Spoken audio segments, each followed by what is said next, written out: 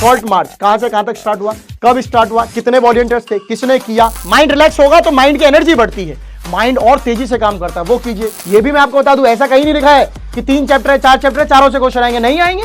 क्यों? हिस्ट्री में बड़े बड़े चैप्टर जैसे मिलते हैं ना, आप कहते हैं भाई हमसे नहीं होगा। 51 दिन स्ट्रेटेजी को अपना लीजिए। दुनिया की ताकत नहीं है कोई इस चीज को बदल के दिखा दे कि आपके मार्क्स ना आए। तड़पती मछली नहीं बनना बेटा, क्रोकोडाइल नहीं है हम जिंदगी मानवों की है। हिस्ट्री की बात करता हूं, ऐसे कौन से टॉपिक हैं जो आपको होगी मास्टर ये कहते हैं कि भाई साहब आपको नहीं भूलने चाहिए, ये तो मस्ट है, मस्ट टू लर्न है भाई साहब। देखिए राइज ऑफ नेशनलिज्म की जो मार्किंग स्कीम निकल के ऐसा आ रही है, प्रीवियस क्वेश्चन पेपर सैंपल को देखते हुए 6 मार्क्स के लगभग आती है, एग्जैक्ट नहीं है।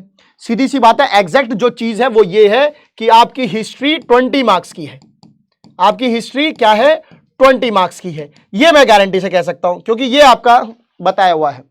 इस 20 में कैसा डिस्ट्रीब्यूशन होगा ये आपको नहीं पता, बट 2 नंबर जो मैप के हैं वो आपको पता है किन किन एरियाओं से हैं। 18 नंबर की गारंटी नहीं है। जो चैप्टर बच जाते हैं उनमें इक्वल डिस्ट्रीब्यूशन हो ये भी जरूरी नहीं है।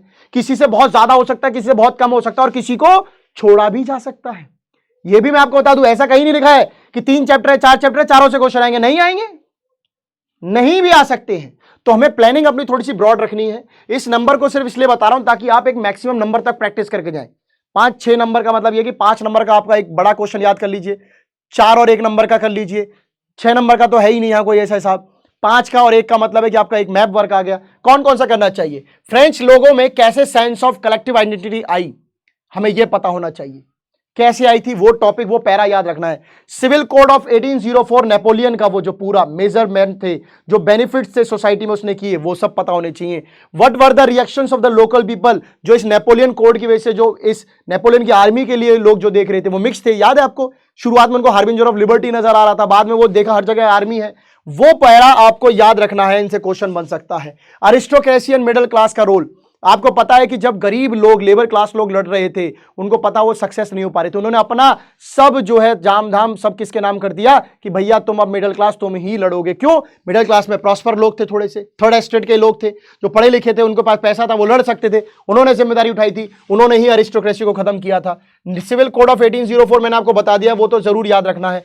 इकोनॉमिकल मीनिंग ऑफ लिबरलिज्म, देखिए लिबरलिज्म लिबर वर्ड से बना था आजादी, और आजादी कई रूप में देखने को मिल रही थी। जैसे इकोनॉमिकल रूप से क्या था, बिजनेसमैन को एक जगह से दूसरी जगह जाने की, ट्रेडिंग करने की, वो जो पैसे की कपड़े की लेंथ जो हो जाती थी वो सब याद करना है। जोल्वरिन क्या था, एक यूनियन थी, वो याद करना है। न्यू कंजर्वेटिज्म आफ्टर 1815 कैसे थो, कैसी सोच थी ये। गुजप्पे मैजिनी का रोल पढ़ना है। Romantic imagination and national feeling से कैसे आप नेशनलिज्म लाएंगे ये पता करना है। कैसे यूनिफिकेशन हुआ इटली का, कैसे यूनिफिकेशन हुआ जर्मनी का। नेशनलिज्म और इंपीरियलिज्म में क्या फर्क है, लास्ट टॉपिक है आपका। नेशनलिज्म और इंपीरियलिज्म में क्या फर्क है, क्या फर्क है, एक लाइन में बता दूं। आप अपने देश से प्यार कीजिए, बहुत अच्छी बात है, पर इस प्यार के कारण आप दूसरों पर अब दबाव बनाना शुरू कर दें कि नहीं हम अपने देश से प्यार करते हैं, तुम्हें मारेंगे, तुम्हें पीटेंगे, तुम पर हम कब्जा कर लेंगे। क्यों? हमें अपना देश बड़ा करना है, इसलिए दूसरे देशों को अंदर ले लो, दूसरे देशों पर दबाव बनाओ। ये नेशनलिज्म के खिलाफ जो है दूसरा जाने वाली सोच जो वो इंपीरियलिज्म है। इंपीरियलिज्म का मतलब होता है अपने प्यार मोहब्बत देश के चक्कर में दूसरे को लपेटे में ले लेना, उस पर दबाव बनाना, ये होता है। ठीक है, बात करें नेशनलिज्म इंडिया की, again same category same weightage carry करता है जो आपके लास्ट प्रीवियस चैप्टर में है। आइडिया ऑफ सत्याग्रह कौन लेके आया, कैसे आया, इंट्रोडक्शन याद होना चाहिए। रोलेट एक्ट क्या था, इसे ब्लैक एक्ट क्यों कहते हैं, ये कब आया था, ये पूरा याद होना चाहिए। Limits of civil disobedience movement क्या थी। Creation of collective belonging India में कैसे आया, folklores, music, pamphlets, magazines, ballads, वो सब याद रखना है। Meaning of non cooperation, Khilafat movement, various social group, महिलाओं के लिए क्या था, इंडस्ट्रियलिस्ट के लिए क्या था, वर्कर क्लास के लिए क्या था, प्लांटेशन वाले के लिए क्या था, वो सब याद रखना है। Salt march, civil disobedience, salt march कहां से कहां तक स्टार्ट हुआ, कब स्टार्ट हुआ, कितने वॉलंटियर्स थे, किसने किया, कहां जाके एंड होता है, कहां से स्टार्ट होता है, क्या किया ऐसा जो ब्रेक हुआ लॉ, वो याद रखना है। मेकिंग ऑफ ग्लोबल वर्ल्ड, बहुत सारे टॉपिक डिलीट है, बहुत कम चांस है, मैं तो कहता हूं इससे क्वेश्चन आ जाए, यही बहुत बड़ी बात है। मैं तो इतना ही प्रेडिक्ट करके चल रहा हूं कि शायद इससे ना भी आए, बट फिर भी आ जाए तो क्या। सिल्क रूट से कैसे वर्ल्ड लिंक हुआ, कैसे हमारा सिल्क ये जो ट्रेड होता था, कॉन्क्वेस्ट डिसीजन ट्रेड, कैसे जो है कॉन्क्वेस्ट जो है करा डिसीज के थ्रू, बीमारी हो गई, लोग बर्दाश्त नहीं कर पाए, मर गए, ये याद रखना है। Print culture and the modern world, इतिहास का, हिस्ट्री का सबसे लेंदी टॉपिक, और इतनी कहानियां कि पढ़ने वाले के खुद ही दिमाग में टेंशन आ जाए कि क्या कहानियां थी। प्रिंट इन जापान, शुरुआत बताने की, कैसे हो रहा है। गुटेनबर्ग एंड प्रिंटिंग प्रेस की बात बतानी पड़ेगी, क्या फायदा हो रहा है। प्रिंट एंड डिसेंट, कैसे प्रिंट से लोगों को जो है जो है डिसेंट, मतलब कहते हैं ना असंतोष हुआ, निराशा हुई। रीडिंग मानिया, किन के लिए किताबें छप रही थी, वो कौन लोग पीपल थे। Print culture and the French revolution को देखना है, ठीक है। फर्दर क्या कहते हैं इसे, फर्दर इनोवेशन देखना है। How print comes to India, ये देखना है। Print culture and the French revolution, I think पीछे से कहीं तो नहीं आ गया है, नहीं है, ठीक है। ये टॉपिक भी देख लेना, अगर अलग से मिल जाए तो कोई बात नहीं, ये टोटल ओवरऑल टॉपिक है, ठीक है। बात करते हैं ज्योग्राफी की। मैंने जो आपको टॉपिक बताए वो मेरे हिसाब से मोस्ट इंपॉर्टेंट थे, जो आपको करने चाहिए।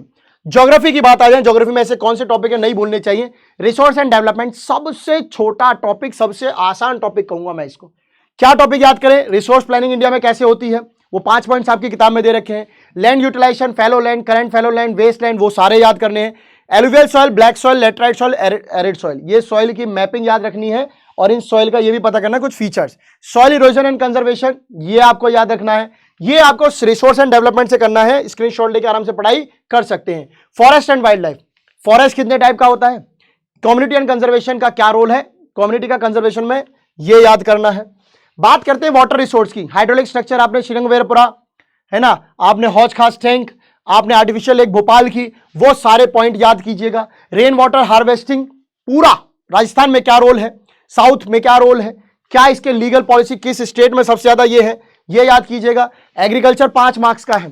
टाइप्स ऑफ फार्मिंग, वही इंटेंसिव, प्राइमेटिव और सब्सटेंस फार्मिंग, कमर्शियल फार्मिंग, याद रखना है। मेजर क्रॉप्स राइट, वीट, बाजरा, ये याद रखिएगा। फूड क्रॉप्स में शुगर केन, कॉफी, टी याद रखिएगा। नॉन फूड क्रॉप्स में कॉटन एंड जूट याद रखिएगा। मैपिंग प्लॉटिंग का काम भी इनसे आना है, ठीक है। आगे बात करते हैं मिनरल एंड एनर्जी रिसोर्सेज, काफी लेंथी टॉपिक और काफी कंफ्यूजिंग टॉपिक, काफी कंफ्यूजिंग। मिनरल्स कहां मिलते हैं, ओर्स फॉर्म में मिलते हैं, वो याद रखना है। आयरन और बॉक्साइट, माइका के बारे में याद रखना है। कोल, नेचुरल गैस के बारे में, सोलर एनर्जी, विंड पावर और बायोगैस के बारे में, ये वो टॉपिक है जो आपको पढ़ने चाहिए बेधड़क। और इनमें भी आप सीधा याद रखिए, इन सब के आप डिस्ट्रीब्यूशन एरियाज, इन सब के यूजेस, ये तो जरूर पढ़ के जाना है, ये जरूर पढ़ के जाना है। मैन्युफैक्चरिंग इंडस्ट्रीज की बात करते हैं तो sugar industry, iron and steel industry, cement industry. Types of pollution, सबसे इजी टाइप ऑफ पॉल्यूशन है, बट इससे क्वेश्चन आने के चांस हैं, ठीक है। बात करते हैं इकोनॉमिक्स की। इकोनॉमिक्स में ऐसे कौन से टॉपिक हैं जो आप ना भूलें, भूल के भी ना भूलें।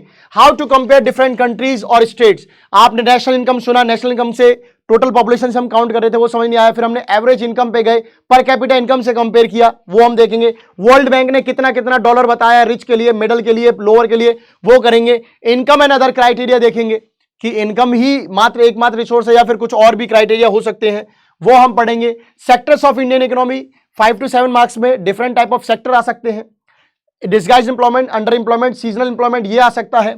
रोल ऑफ मनरेगा आ सकता है, 100 days of employment, 2005 central government scheme, rural people को देना, टू इनेबल स्किल्ड पीपल के लिए रोजगार प्रोवाइड करना, उनको सेल्फ अपॉर्चुनिटीज क्रिएट करना। ऑर्गेनाइज्ड एंड ऑर्गेनाइज सेक्टर क्या होता है, एक में रजिस्ट्रेशन होता है, एक में रजिस्ट्रेशन नहीं होता है, एक में तनख्वाह टाइम पे मिलती है, एक टाइम में तनख्वाह टाइम पे नहीं मिलती है, एक में वर्किंग आवर्स फिक्स होते हैं, एक में वर्किंग आवर्स फिक्स नहीं होते हैं, एक में maternity leave, paid leave, PF, ये सब मिलता है, एक में कुछ नहीं मिलता है, एक में आपकी जॉब सिक्योरिटी, एक में आपकी जॉब सिक्योरिटी नहीं है, ये करना है। प्राइवेट पब्लिक सेक्टर, एक सरकारी सेक्टर है, पब्लिक है, एक टाटा जी है, रतन टाटा जी, प्राइवेट सेक्टर है। सरकार होगी पैसा नहीं कमाएगी, प्राइवेट होगा पैसा कमाएगा। यहां पर एग्जांपल रेलवे, पोस्ट ऑफिस है, यहां पर एग्जांपल आपका टाटा स्टील कंपनी या फिर रिलायंस इंडस्ट्री है। मनी एंड क्रेडिट की बात कर ले, मॉडर्न फॉर्म्स ऑफ मनी आपको पता है, टर्म्स ऑफ क्रेडिट आपको पता है, लोन लेने से पहले हमें एक फॉर्म भरना पड़ता है, उसमें बहुत कुछ जानकारियां होती हैं।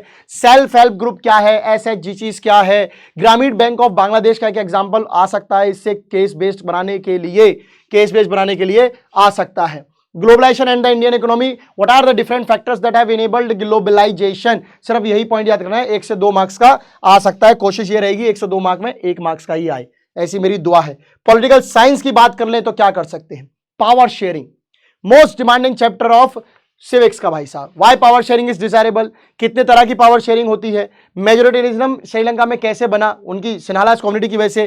कैसे एकोमोडेशन बेल्जियम में हुआ, कैसे म्यूचुअल ट्रस्ट से उन्होंने काम चलाया, 5 से 6 मार्क्स का आपका ये बनता है। फेडरलिज्म की बात कर ले, की फीचर्स ऑफ फेडरलिज्म, कैसे हम इंडिया को एक फेडरल कंट्री कह सकते हैं, इंडिया में कैसे फेडरलिज्म प्रैक्टिस्ड होता है, वो आपने देखा होगा। Linguistic state, central state relation याद रखिएगा। Third tier of democracy. यहां पर बात हो रही है सीधा सीधा लोकल गवर्नमेंट की। तो लोकल गवर्नमेंट के वो जो की फीचर्स है, लोकल गवर्नमेंट के जो की फीचर्स है कि भाई reservation for ST SC, 33% reservation for female, separate election commission, separate revenue fund उनके लिए दिया, ये याद रखना है। Gender, religion and caste, when women political representation बताना है क्या है, कॉम्युनलिज्म बताना है, कास्ट इन पॉलिटिक्स बताना है, और उल्टा पॉलिटिक्स इन कास्ट भी बताना है। ये पर्टिकुलर टॉपिक है जो डायरेक्ट याद रख लेना। नहीं समझ में आया है, आने वाली है वीडियो बहुत जल्दी आपको रिवीजन बैच में मिल जाएगी, नहीं तो आगे भी हम आपको करवाएंगे, इसकी चिंता मत लीजिएगा। टॉपिक समझ लो, पढ़ने का पढ़ने का ट्राई करो, नहीं करवाएंगे हम जिम्मेदारी लेते हैं इस बात की। हम दावा ठोकते हैं कि हम आपको एक एक चीज समझा के भेजेंगे। ये पीडब्ल्यू का पूरा पूरा आपके साथ समर्थन और वादा है कि आपको राजनीति हम सिखा के भेजेंगे। राजनीति मतलब सिविक्स, ऐसा आपको पढ़ा के भेजेंगे। इलेक्शन नहीं लड़वाएंगे हम आपको, ठीक है। पॉलिटिकल पार्टीज क्या काम होते हैं, पॉलिटिकल पार्टीज के, नेशनल पार्टीज क्या होती हैं, क्या इनको चैलेंज आ सकते हैं, और कैसे पार्टी को सुधारा जा सकता है, क्योंकि पार्टी में तो पावर चाहिए। क्या पावर एकमात्र ड्राइविंग फंक्शन हो सकता है? 5 से 6 मार्क्स का ये रहने वाला है। आउटकम्स क्या रहेंगे? आउटकम्स ऑफ डेमोक्रेसी में accountable, responsible and legitimate government. क्यों? क्योंकि यहां पर जब आप कंपेयर करेंगे किसको, डेमोक्रेसी को, किसके साथ, विद अदर फॉर्म्स, तो आपको पता चलेगा कि डेमोक्रेसी बढ़िया है। भाई एक तरफ एक ऐसा नेता है जो डिसीजन फटाफट लेता है, ठीक है, पर जनता को पसंद नहीं आते, जस्ट लाइक चाइना। पर एक डिसीजन ऐसा है जो जनता के लिए जाते हैं, बहुत सोच समझ के, डिबेट डिस्कशन के बाद होते हैं, बहुत अच्छा है। Reduction of inequality and poverty पढ़ेंगे कि असमानता और गरीबी को कैसे हटाया जा सकता है। तो ये सब हम जो है वो पढ़ने वाले हैं। अब मैं आपको कुछ ज्ञान की बातें बताता हूं।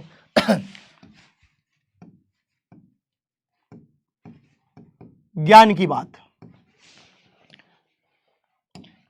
मतलब सब्जेक्ट वाइज प्रिपरेशन कैसे करें सर। पहले कौन सा टॉपिक उठाएं, मैं बताऊं? सबसे ज्यादा खतरा जो है ना, सबसे ज्यादा जो खतरा है, मैं कहता हूं बुक उठाते के साथ ही नींद आ जाए एसएसटी में, वो सब्जेक्ट ही हिस्ट्री बन जाता है सबसे पहले। क्यों? हिस्ट्री में बड़े बड़े चैप्टर जैसे मिलते हैं ना, आप कहते हैं भाई हमसे नहीं होगा, ठीक है नहीं होगा, कोई बात नहीं। सबसे इजी टॉपिक उठा लीजिए, आपका पॉलिटिकल साइंस से शुरुआत कर लीजिए। एक एक चैप्टर एक एक दिन का है, पर डे 1 चैप्टर, 4 दिन 5 दिन में खत्म, 4 दिन 5 दिन में खत्म, ठीक है। चलिए दूसरी सही, ज्योग्राफी, काफी टेक्निकल सब्जेक्ट है, मैप वर्क भी है, चीजें बहुत सारी मैंने आपको बताई भी हैं इसी तरीके से, तो आप वो कर सकते हैं। ज्यादा से ज्यादा 8 दिन, ज्यादा से ज्यादा 8 दिन है ही। कितने चैप्टर, कितने ही बड़े बड़े हैं। शुरुआत के 2-3 चैप्टर तो ऐसे हैं कि एक एक घंटे में खत्म, दिन तो बहुत दूर की बात है, समझ रहे हैं, 8 दिन में खत्म। उसके बाद हिस्ट्री। अब लास्ट में क्यों नहीं छोड़ रहा हूं हिस्ट्री, फिर ज्यादा ही बोरियत हो जाएगी। एक बार इंसान को वहम पड़ जाए ना कि अब हम पास होने की कैटेगरी में आ गए, तो क्यों इतने नंबरों में फालतू में घूमना। पर मैं ये चाहूंगा हिस्ट्री को बीच में रखो, ज्यादा से ज्यादा 4 चैप्टर है, 4 भी नहीं, 3.5 मान लो, 3.5 चैप्टर ऐसा मानो, तो पर डे का 1 चैप्टर। अच्छा, पर डे 1 चैप्टर पढ़ लूंगा, 3-4 दिन में खत्म हो जाएगी। ज्यादा से ज्यादा आपको 4 डेज हो गए, ठीक है, मान लिया, पर मैं तो भूल रहा हूं। अब मैं क्या करूं, इसका भी इलाज बताऊंगा। ये हो गया। अब आ जाइए इकोनॉमिक्स पर। सिविक्स से भी ज्यादा आसान है, पर लास्ट में इसलिए रखा था कि इंटरेस्ट क्रिएट रहे। ज्यादा से ज्यादा 4 to 5 डेज में पूरी खत्म, 4 to 5 डेज में पूरी खत्म। कुल मिला के अगर मैं एवरेज भी ले लूं 5 दिन की, 6 दिन की भी एवरेज ले लूं, तो 4 × 6 24 डेज में आपकी पूरी प्रिपरेशन खत्म होती है, पूरी प्रिपरेशन खत्म होती है। एक दिन में पर डे, अगर डेंजरस शेड्यूल बनाना है, मैं इसे नाम क्यों दे रहा हूं डेंजरस शेड्यूल, क्योंकि यहां पे होगी रिग्रेस पढ़ाई जिनका डेंजरस शेड्यूल है, और एक होगा पर डे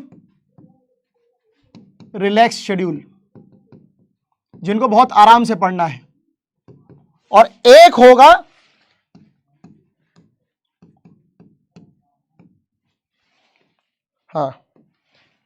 क्या, इंटरमीडिएट सर मेरे को थोड़ा ज़्यादा सा भी पढ़ना है और रिलैक्स होके पढ़ना है, दोनों मिलके पढ़ना है, तो कैसे करें? तो आइए पहली कैटेगरी वाले बच्चों के लिए जिनकी तैयारी बिल्कुल ना के बराबर है, जिनकी तैयारी बिल्कुल ना के बराबर है, उनके लिए यही एक चारा है इस समय। थोड़ा सा तो रिग्रेस होकर पढ़ना पड़ेगा, मेहनत के साथ पढ़ना पड़ेगा। मैं ये कह रहा हूं फर्स्ट वीक की बात कर लीजिए। फर्स्ट वीक में आपको कितने मिलेंगे सर? 6 दिन मिलेंगे। संडे रेस्ट करना है, ध्यान रखिएगा। संडे हर बच्चे के लिए फन डे होना चाहिए। संडे को आप क्या करेंगे? आप गेम्स खेलिए, आप फ्रेंड्स के साथ बैठिए, डिस्कशन कीजिए, फ्रेंड्स के साथ आप डिस्कशन कीजिए, करिए। माइंड रिलैक्स होगा तो माइंड की एनर्जी बढ़ती है, माइंड और तेजी से काम करता है, वो कीजिए। फर्स्ट वीक में आप क्या करेंगे? फर्स्ट वीक में आपको याद रखना है बच्चे, पोल साइंस प्लस जियो पे फोकस कीजिए फर्स्ट वीक में। सेकंड में जियो प्लस हिस्ट्री पे फोकस कीजिए। थर्ड वीक में हिस्ट्री प्लस आपका क्या बच गया? इको में फोकस कीजिए। हो गया 1, 2, 3 और 4। फोर्थ वीक में इको प्लस जियो प्लस पोल साइंस कीजिए। फिफ्थ वीक में हिस्ट्री ओनली। कितने हफ्ते बचे हैं? 1 महीना पूरा फेब का, मार्च का ऐसा शुरुआत का 7, 8, 5-6 दिन तो मान लो, 4-5 दिन तो मान ही लो। 28, 4, 32 और इस जनवरी के कितने दिन बचे हैं? आज से कितने दिन बचे हैं? जो मैं आज आपको जब ये कर रहा हूं तो ये आज की तारीख हो रही है बच्चे 9, 22 दिन है। 22 और 28, 20 और 20 40 और 10 50 और 1 दिन ले रहा हूं मार्च का, 51 दिन, 51 डेज, 51 डेज।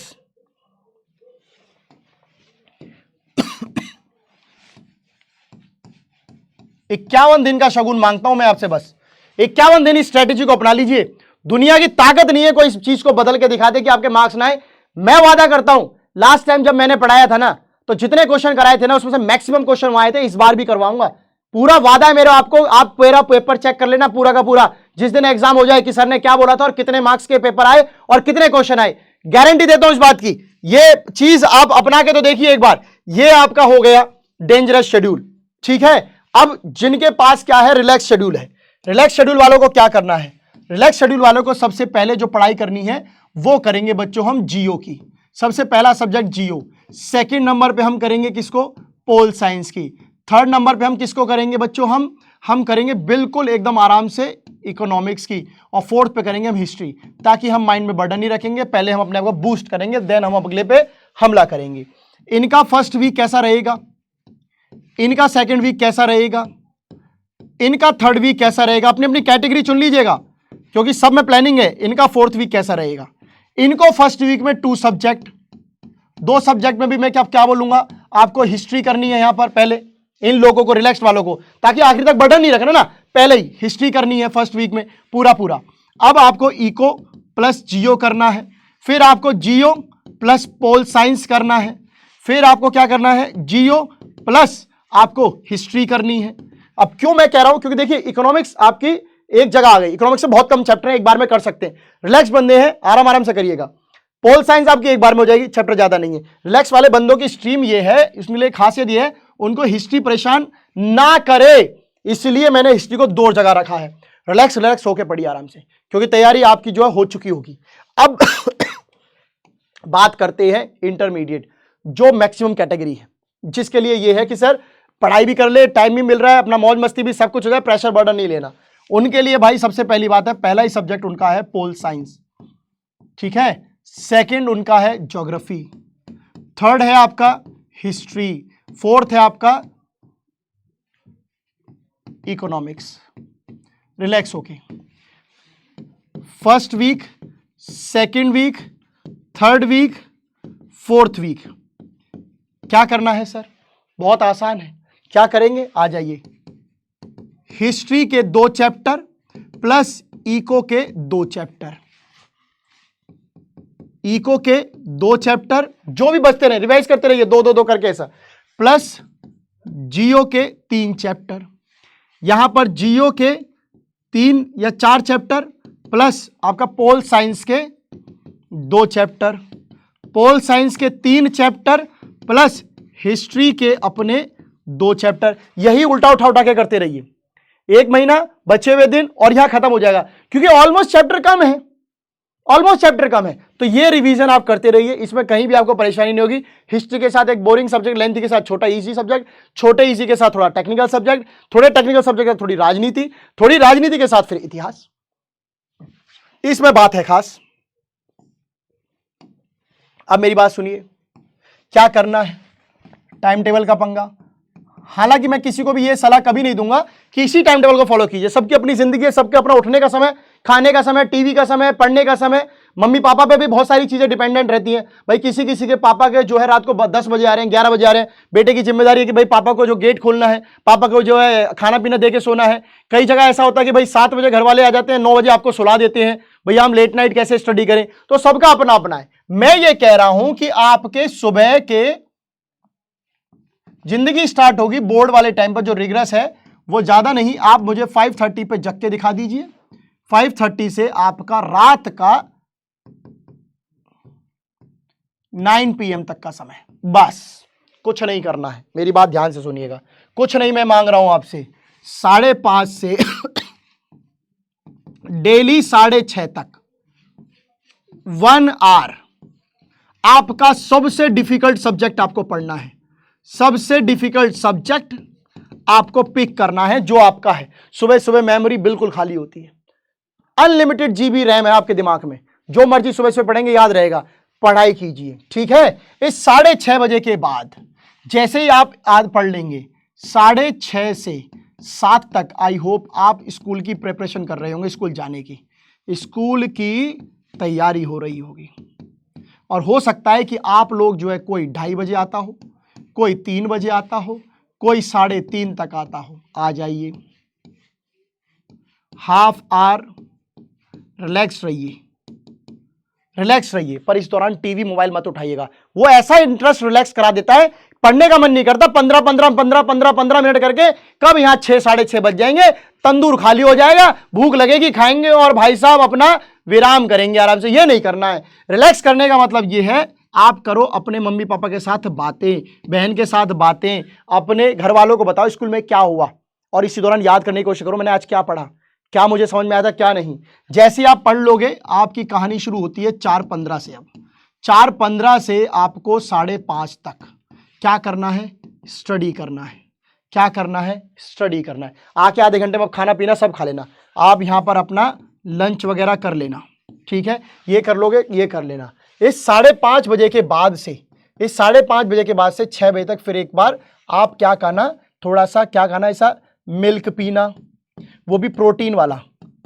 मैं कभी किसी को प्रोटीन का ऐसा देता नहीं, पर देखो पता है क्या है, आपके इंटरेस्ट, आपको बैठने में प्रॉब्लम, आपके कंसंट्रेशन प्रॉब्लम, यही कि हमारे शरीर में खाने पीने की न्यूट्रिएंट्स की कमी है। ये वो एज है जब हमको ज्यादा दिमाग चलाना पड़ता है, जब ज्यादा खाना पड़ता है। प्रोटीन का लीजिए, प्रोटीन का क्या कह सकते हैं मैं बताऊं, एज अ जिम ट्रेनर क्या ऐसा देखते देखते सब कुछ बताते होते, तो मैं आपको यही बताऊंगा कि आप अपने खाने में दाल का ज्यादा यूज करें, आप अपने खाने में सलाद का यूज ज्यादा करें, सैलेड जो होता है, आप अपने खाने में किनुआ खाएं। किनुआ एक शब्द होता है, गूगल करेंगे, अमेजोन करेंगे, कहीं करेंगे, मिल जाएगा, मंगा लीजिए। सुबह चने लीजिए, गीली गीली करके पानी में भिगो के किशमिश खाइए। मेमोरी बढ़ेगी ना तो इंटरेस्ट बढ़ेगा, इंटरेस्ट बढ़ेगा तो याद करने की ताकत बढ़ेगी। छोटी से छोटी चीज एक बार में पढ़ने पर याद हो जाती है।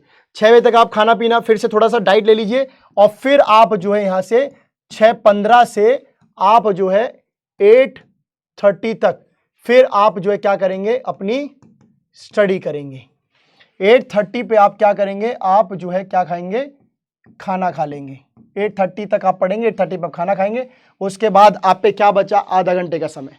जाइए वॉकिंग कीजिए, डायरेक्ट मत सोइए। खाना खाने से बुद्धि, ऐसा डायरेक्ट सोने से क्या होता है, बुद्धि भ्रष्ट हो जाती है। बुद्धि भ्रष्ट नहीं, वॉकिंग करिए, सो जाइए। थक के जब सोएंगे ना, बढ़िया नींद आएगी। आंख तब खुलेंगी जब सुबेरा हो जाएगा, क्योंकि ये जो तड़प वाली नींद है ना रात की, इंस्टा फेसबुक ये वाली, ये सोने नहीं देती। आप कहने को तो 9 बजे लेट गए बेड पे, पर नींद नींद आ रही है 12 बजे 1 बजे। ये कौन सी नींद थी भाई, तड़पती मछली नहीं बनना बेटा, क्रोकोडाइल नहीं है हम जिंदगी मानवों की है। अपने ये जो यंत्र है ना, इसे दूर रख के सो, और प्लीज स्विच ऑफ करके सोना।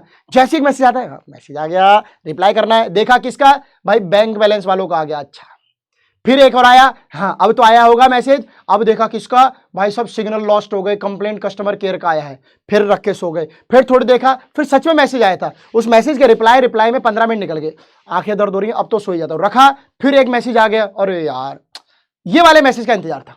तो ये सब नहीं करना है। फोनों को 1 महीने के लिए प्लीज दूर रख लो यार, बहुत बुरी बीमारी है। ये वाला टाइम टेबल आप फॉलो कीजिए, खाना पीना खाइए, एंजॉय कीजिए। और जो आपके स्कूल का जो ये टाइम है ना बच्चे, इस स्कूल के टाइम में मैं यही कहूंगा कि टीचर के साथ मैक्सिमम आप अपने डाउट्स को क्लियर करें, आप मैक्सिमम टॉपिक्स उनसे क्लियर करने की कोशिश करें, क्योंकि आपके पास मौका 2 जगह तो एटलीस्ट होना चाहिए पढ़ाई का, एक स्कूल और एक आपका यहां। अब ये जो स्टडी जो मैं आपको बोल रहा हूं, क्योंकि आप इस दौरान बोलेंगे सर हमने पीडब्ल्यू का कब पढ़ना है, तो ये स्टडी पीडब्ल्यू के साथ कर सकते हैं, इस दौरान कर सकते हैं। स्टडी का मतलब खुद से करने का मतलब ये है कि आप हमारी हेल्प, आप एनसीईआरटी कुछ भी पढ़ें, प्रिपरेशन ही तो करनी है। पीडब्ल्यू क्या करवा रहा है, प्रिपरेशन करवा रहा है आपको, तो आपको हम करें या आप सेल्फ से करें वो आपके ऊपर है कि आप कैसे कर रहे हैं। तो कुल मिला के आप देखेंगे यहां पर आपको 1.5 घंटा ये, 1.5 घंटा ये, 3 घंटा, 4-5 घंटा यहां की पढ़ाई होती है, 1 घंटा ये हो गया, 6-6.5 घंटा पढ़ाई करी मस्त एकदम आराम से। इससे ज्यादा हम भी काम नहीं करते, इससे ज्यादा आप भी नहीं करते। अरे कैपेबिलिटी इतनी है कि इंसान की अच्छे से काम करना तो कम काम करना पड़ता है, एफिशिएंसी निकलती है। ऐसा गधा लेबर की तरह दिन भर मुझे पढ़ा लोगे तो मैं आज पढ़ लूंगा, कल फिर पढ़ने का मन नहीं होगा, ये नहीं करना है। तो अगर आपने ये सब किया ना, तो आपका क्या हो जाएगा भाई साहब, इस समस्या की कहानी खत्म होती है। 10th की प्रिपरेशन आपकी डन होती है। और मैं ये कहता हूं कि ये जो प्रिपरेशन, जो चार्ट मैंने आपको समझाया, अगर आप इसे कर लेते हैं तो आपकी जो कैटेगरी है 97 to 99 की तो बिल्कुल श्योर हो जाती है, अगर आप ऐसे पढ़ते हैं तो। 100 की इसलिए कि एक बाइक नंबर ऐसा मैडम भी काट लेती, फिर मेरे को तुम जवान पकड़ लोगे, वो है नहीं। तो अच्छा है, कर लेना आराम से, मिलेंगे, बढ़िया तरीके से आप पढ़ाई करिए, ठीक है ना। सब चीज सॉल्यूशन बढ़िया तरीके से कीजिएगा, और जितनी पढ़ाई अच्छी करें उतना ज्यादा बेहतर है। सही तरीके से पढ़ाई ज्यादा जरूरी है, ऐसा पूरे दिन भर लगे रहने का नहीं। तो मिलते हैं, आप अपनी प्लानिंग को बहुत अच्छे तरीके से कीजिएगा, आपकी रिवीजन सीरीज बहुत अच्छी हो। Wish you all the best for your board exams and thank you so much.